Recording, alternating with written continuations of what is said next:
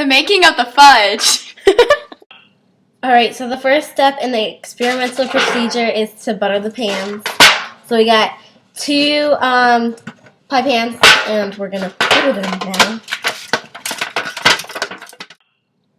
The next step is to put the stove on medium heat and mix the chocolate with the sugar, salt, half and half, and corn syrup.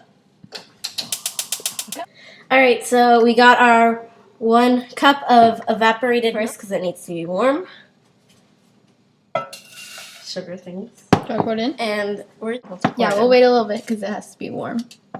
Now we can put the chocolate in. And we have unsweetened squares of chocolate, and we're supposed to have 3 ounces. So it came with 4, so we just broke off an ounce.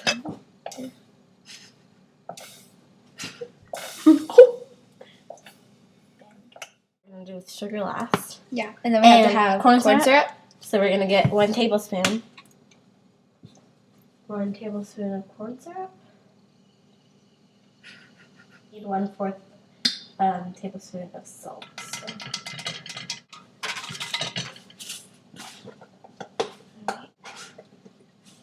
Which one is that one? This little one. Alright, 1 tablespoon of salt. And now you can pour the sugar in. Is 2 cups of sugar, and then the second little bit of sugar is a 4. Look at it.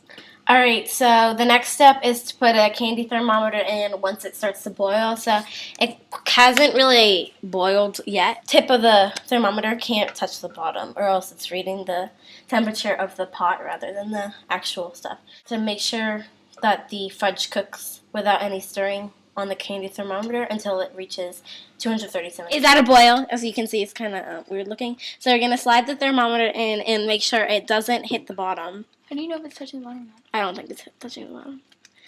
Put it all the way down.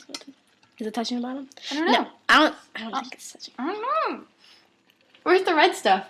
I think. Okay, so we're going to wait to read it, and it has to boil up to 237 degrees, So we have to use a pastry brush and wash the sides, and it says to dip it in water.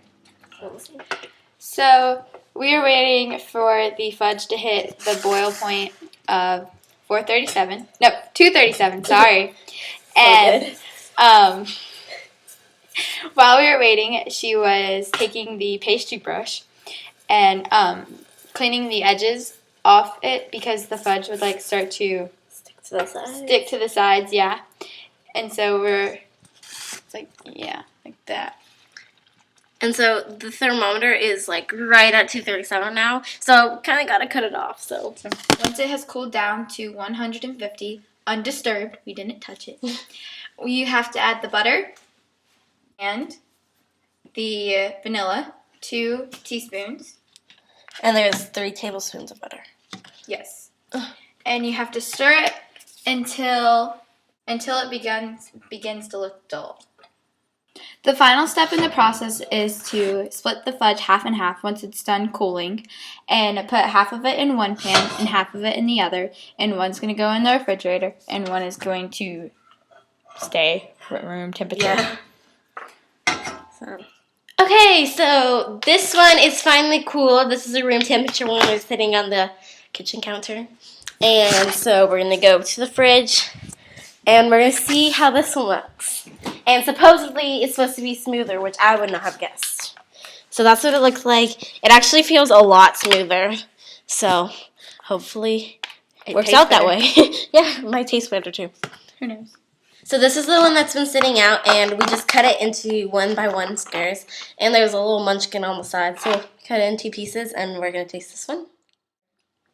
It's really, like, sugary grainy, but then it just, like, melts away. Yeah. Alright, so let's try the cool one. Okay. We got a little munchkin. It's a lot smoother. And the temperature one actually tastes sweeter. It does. The cold one tastes not as sweet. That's weird. It is. It's so thick. Oh, yes. Fudge. Yeah,